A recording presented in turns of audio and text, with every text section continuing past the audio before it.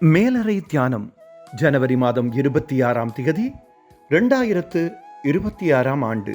எழுதியிருப்பவர் Bronwyn எஸ்ரன், Queensland, Australia. தலைப்பு சார்ந்திருத்தல். வாசிக்க வேண்டிய வேதப்பகுதி பிரசங்கி 4ஆம் அதிகாரம் 9ஆம் வசனம் தொடங்கி 12ஆம் வசனம் வரை. இன்றைய நாளுக்குரிய தியான வசனம் பிரசங்கி 4ஆம் அதிகாரம் 10ஆம் வசனம். ஒருவன் விழுந்தால் அவன் உடனாளி அவனை தூக்கி விடுவான். ஒண்டியாயிருந்து விழுகிறவனுக்கு ஐயோ, அவனை தூக்கிவிட துணையில்லையே. தற்காலத்தில் அதிகமான கலாச்சாரங்கள் தன்னம்பிக்கை, சுயாதீனம் ஆகியவற்றை முக்கியப்படுத்தி பிரசாரம் செய்கின்றன. சுயாதீனத்தை விசேஷமான குணமாக கருதி எல்லாரும் அதை பிடித்து கொள்ளுகிறார்கள்.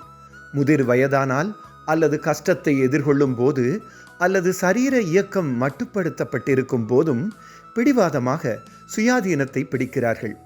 நான் வாலிபனாக இருந்த காலத்தில் சுயாதீனமாக இயங்க எனக்கிருந்த திறமையை குறித்து பெருமைப்படுவேன். உதவி கேட்பதும் இன்னொருவரில் சார்ந்திருப்பதும் தேவையற்றது என்று கருதினேன். ஆயினும் காலங்கள் கடந்து போக சுயாதீனத்திலும் பார்க்க சார்ந்திருப்பதே முக்கியம் என்பதை சரீரத்தின் பலனும் இயக்கமும் மட்டுப்படுத்தப்பட்ட போது நான் கற்றுக்கொண்ட பாடமாகும். கடவுள் மனிதனை சிருஷ்டித்த பின் மனுஷன் தனிமையாக இருப்பது நல்லதல்ல, ஏற்ற துணையை அவனுக்கு உண்டாக்குவேன் என்றார்.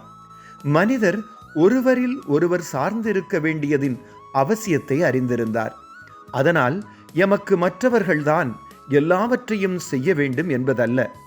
உதவி கேட்பதில் தவறில்லை என்பதுதான் அர்த்தம். உதவியை ஏற்றுக்கொள்வதும் உதவி செய்வதும் முக்கியமானவை. எதிர்காலத்தில் சுயாதீனத்தை பார்க்கிலும் சார்ந்திருப்பதற்கு அதிகம் மதிப்பை கொடுப்போம். ஜெபம்.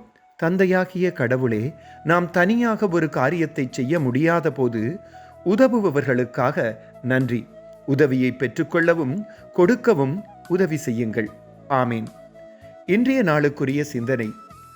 ஒருவரில் ஒருவர் சார்ந்திருப்பதைத்தான் கடவுள் விரும்புகிறார்.